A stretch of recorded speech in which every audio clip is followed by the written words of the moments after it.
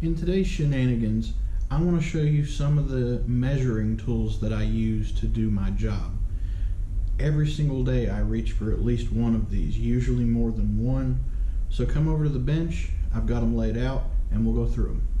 We'll start over here on this side where most of the small stuff is. You can see I have a carpenter's level here. I use this for doing scope ring and scope leveling, and then next to that is my bore laser with these interchangeable inserts. This tool required a little bit of fine tuning when I first picked it up, but now it's the only thing I use to do bore sighting. Right here, these are radius gauges. I'm not going to flip it open because these like to fall out, but basically what you do with these, for example, this one is 280 thousandths radius. I can use this in many different ways, as you see here, to measure radii. A little bit of a more specific tool. You might not get into this a whole lot as a basic gunsmith, but I bought them just in case, and I've used them a few times. These are feeler gauges. If you've ever worked on cars, you've probably seen some of these. You can see some of mine have been cut off a little bit. I keep a bunch of these because they're cheap, and I use them as shims for certain things as well. But measuring tight spaces, it's real nice to have some of these. Right here is the tools that I use to measure thread pitches. Most of the time I'll just use these screw checker plates, but when I'm doing barrel threading and whatnot, obviously you can't use these. But get yourself a set of those in imperial and metric, and then for the rest of them I use these. Like for example, this one is 55-degree Whitworth thread measuring. Whitworth is useful if you're working on European guns. This one here, I want to say is metric. This is imperial, 60-degree US. Here's another US and another metric. So I've got 5. You really only need 3. You need imperial, metric, and if you really want to get a wild hair, you can buy the Whitworth as well. Whitworth screws are more common on some of the older rifles, like the Lee Enfields, I think, had some Whitworth thread screws in them. I have a 6-inch Michitoyo rule graduated in 64ths. This is good for kind of eyeballing stuff. Very helpful to have. You won't realize how much you use it until you have one. PD thread measuring wires.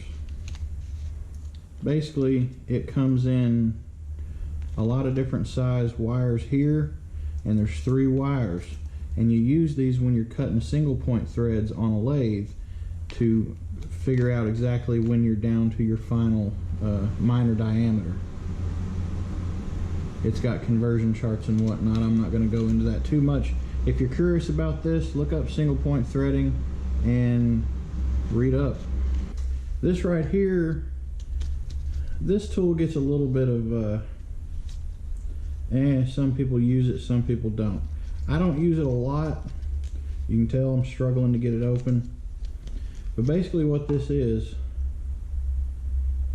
it's an angle gauge for 60 degrees, and you can use this to line up your single point cutting tools on your lathe. That's pretty much the only thing I've ever seen people use these for. Alright, now here, this is a tool that doesn't get used a whole lot, but if you have a machine shop of any kind, you're going to want one of these. This is a precision level. It's a Starrett number 98, and I believe this is their 8-inch. It's a 98-8. So, yeah.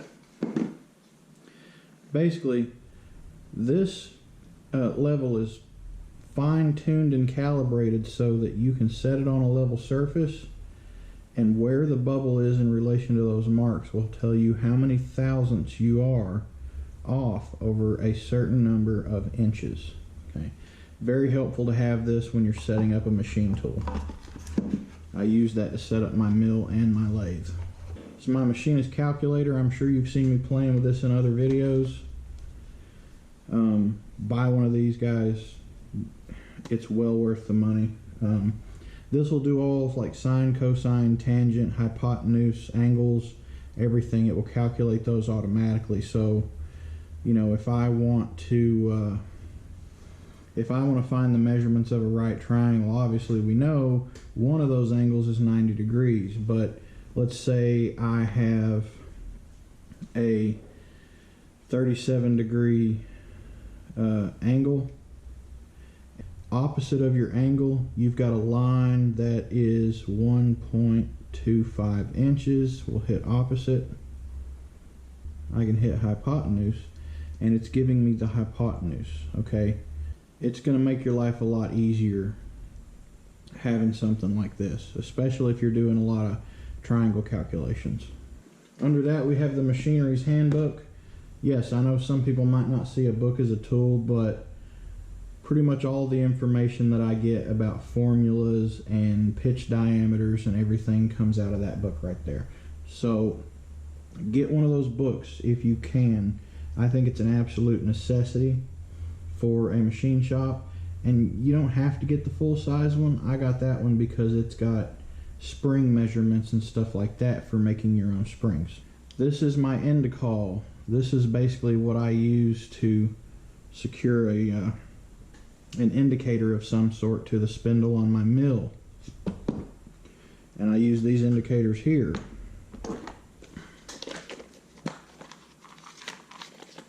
This is a Michitoyo 1/2 thousandths indicator, so each one of those notches is basically a 1/2 thousandth.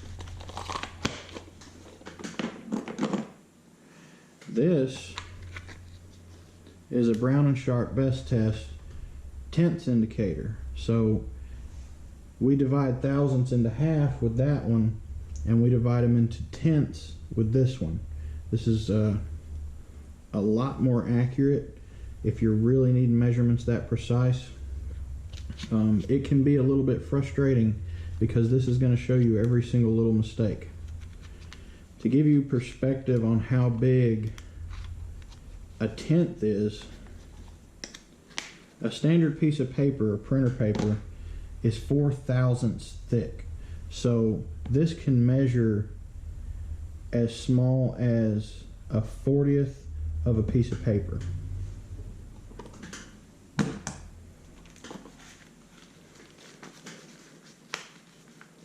Alright. Now these are little tools that you use to measure inside diameters. So basically what you do is they're spring-loaded like this, and when you put them inside of a diameter, you lock down here and it holds that, and now you can take an external measurement to give you that inside diameter measurement. I don't use those a lot, but helpful to have. These would be used for larger holes. For holes that are 1/2 inch and smaller, I have another way to measure those. We'll get to that here in a minute. Next to that, this is my edge finder. Some of my mill videos will have this tool in there. Basically what this does, while you're spinning it, closer and closer you get to the edge, the more this lines up, and when you finally hit the edge, it'll pop off like that, and you'll know exactly where your edge is at. You're going to use this for pretty much every single part you're ever going to make in a mill. Alright. Next. So these over here, these were dial test indicators. This is a dial indicator, and this particular one is on a Mighty Mag magnetic base. You use these for reference on a lathe primarily, though I have used them on a drill press These particular ones have 1 inch of travel, you can see, and it's graduated in thousandths. So one rotation around is 100 thousandths, and it'll do that 10 times. Pretty much every part I've ever needed to make on my lathe, this is what I use. My lathe does not have a DRO. And here's another dial indicator. This is a Mitutoyo.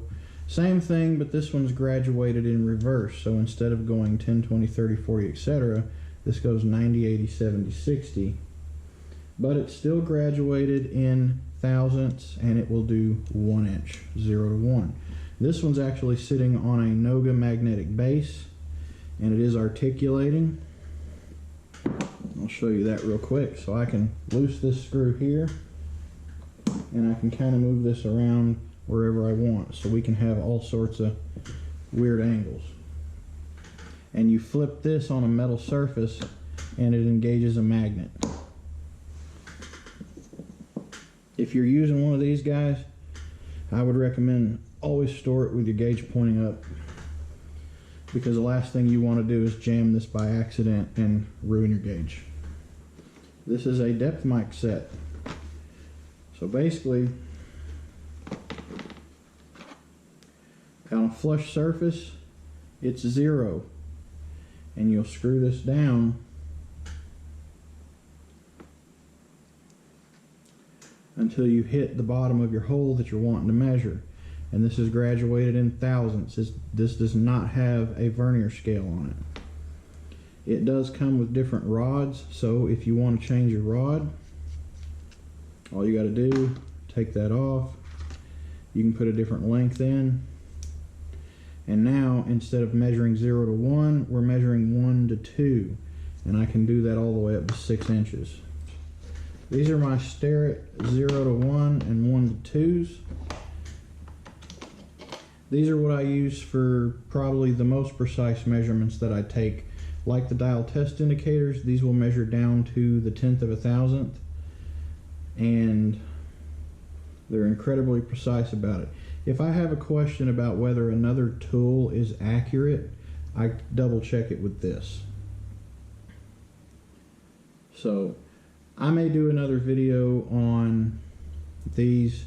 One thing I will note, whenever you're on your 0 to 1 like this, whenever you're storing it, don't turn it all the way until the anvils meet. Leave the pressure off just a little bit. Now, I do also have this,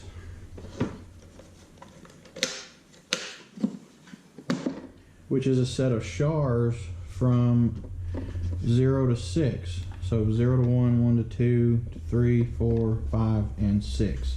If I'm measuring something that big. Basically, when you're using one of these bigger ones, like this is the 4 to 5, this will start out at 4 inches all the way on 0, and then it will work up towards 5 as it gets bigger. I do have a full set of standards in here with these. I have checked these. They are accurate. Watch your pawn shops for stuff like this, guys, because I paid $100 for this 0 to 6 set, and I think it was well worth the investment. Now, right here, this is my Lyman trigger pull gauge. I use this a lot when I'm adjusting trigger weights on, rifles or pistols for customers. This is electronic. It will allow you to get averages, and I always measure like 5 or 6 times at least, sometimes 10, and I'll use the average of those numbers as the final trigger weight. This is probably the measuring tool that gets used the most often in my shop. It's my Mitutoyo 6-inch digital caliper, Absolute Digimatic. This measures down to a 1/2 thousandth. I don't know if you can see or not. That last number on there, the 4th digit, just goes 0505. So I can get a 1/2 thousandths ideally out of this, but I don't expect this to be any more accurate down past 1 or 2 thousandths. If I need more accuracy than that, I go to the micrometers. I have 3 of these because you never know when something's going to happen to one.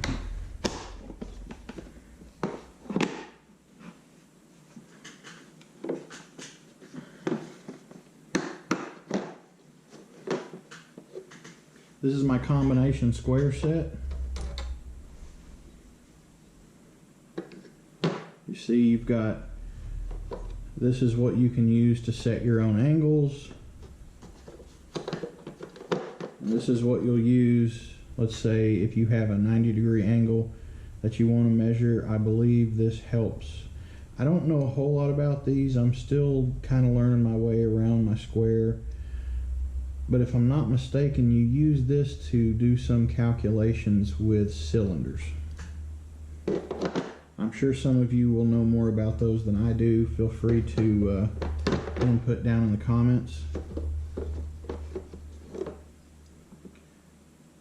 And then there's also this one here if you're looking at like 90 degrees or 45 degrees.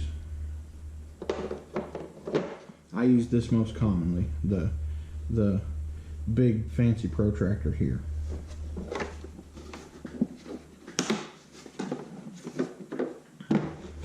Now that we're talking about angles, I wouldn't say that these are a measuring tool, more like a measuring setter. And these are angle blocks. I use these in the mill mostly. If you're wanting to mill something at a certain angle, this will make pretty much almost any combination of angles you want. So they start at like, what is this, 1/4 of a degree? Yeah, so we start at 1/4 of a degree and we work all the way up to 30 degrees, and basically any combination of these is going to give you the angle that you need. If you're cutting angles in the mill, you would use these instead of parallels. Alright, so just 3 more boxes here. This box, probably the second heaviest box out of all of them. This box is gauge blocks, alright? And what is this, an 81 piece gauge block set? So you can come up with a lot of different measurements with these. You can measure so much different stuff.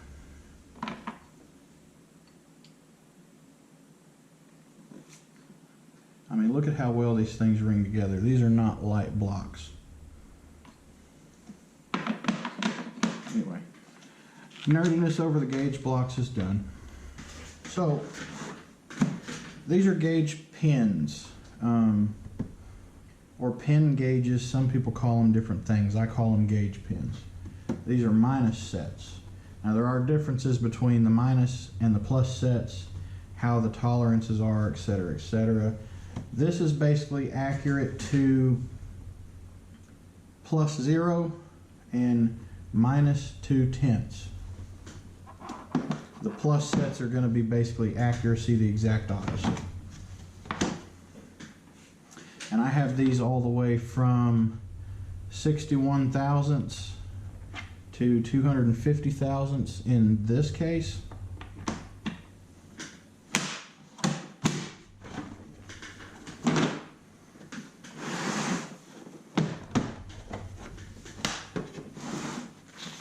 And in this case, we go from 251 all the way up to 1/2 inch. Anything bigger than 1/2 inch on these, you can get bigger sets than this, but for example, this set over here was approximately, I want to say 70 or 80 bucks, something like that. This set was almost $200. And then to go from, I think the next one's 501 to 625 or something like that, and it cost about the same as this, but it's got a lot less gauges in it. Now, these are raw metal. raw steel, so you need to keep these in a relatively, I wouldn't say cool, but not cold, definitely not hot, and it can't be humid. Most people, when they're the worldwide standard, if I'm not mistaken, when they're testing things for measurement and whatnot, was it like 68 degrees Fahrenheit or something like that? Like, they measure it in Celsius, but I'm not good enough at that to do the conversions in my head. So like 20 Celsius or something like that. Alright, so I looked it up real quick, and the standard in the metrology world, which is the study of measurements, is 20 degrees Celsius, which is 68 degrees Fahrenheit. So it is a little bit of a cool temperature for their standard, but they have calculated that, and that gives you basically the best chance for that metal to have zero expansion or retraction, because metals heat and shrink at different temperatures, and they shrink and expand different amounts. So there had to be a standard for testing, and it ended up being 20 degrees Celsius. But I do also have this. This is a Starrett number 254 height gauge. Now this stays on my surface plate, which you guys are not seeing. I have two surface plates in here. I believe they're both grade A's, which means that they are accurate down to 50 millionths or something like that. So this stays on there. It's got an incredibly flat surface. I can use this to measure the heights and then fine tune it with the screw down here. These are pricey. This is probably one of the most expensive tools in my shop, apart from my machines. I got this at an auction, but if you were to buy one of these brand new, it would cost you about $4,000 or $5,000. So there is that. It doesn't get a whole lot of use. I don't really do the kind of work that requires something like this, but for the price that I got it for, couldn't say no. But so yeah, the this and the surface plates, they don't get a whole lot of use, but you go to a machine shop anywhere, they're going to have a surface plate. Surface plates are going to be really great because it's going to be the flattest surface anywhere in the shop, and you can count on that. Anyway, those are pretty much all of the measuring tools that I have in my shop, apart from the stuff that's attached to my machines, like my DROs and the quill travel indicators and whatnot. That's machine specific stuff. These are all what I would consider to be hand tools. Tools like this, especially tools that you rely on for a high degree of accuracy, you need to make sure that you keep them clean, take care of them, keep them stored away when you're not using them. As soon as you get done, put it back in the box, put it in your toolbox, okay? Something as simple as accidentally dropping your micrometer or your caliper on the floor can make that useless. So be careful with your measuring tools, please. If you have any questions about measuring tools, or you're curious about what you might need for specific things in your shop, just let me know. Leave me a comment down below. Thank you so much for watching, guys. My name is Justin, and I'll see you next week.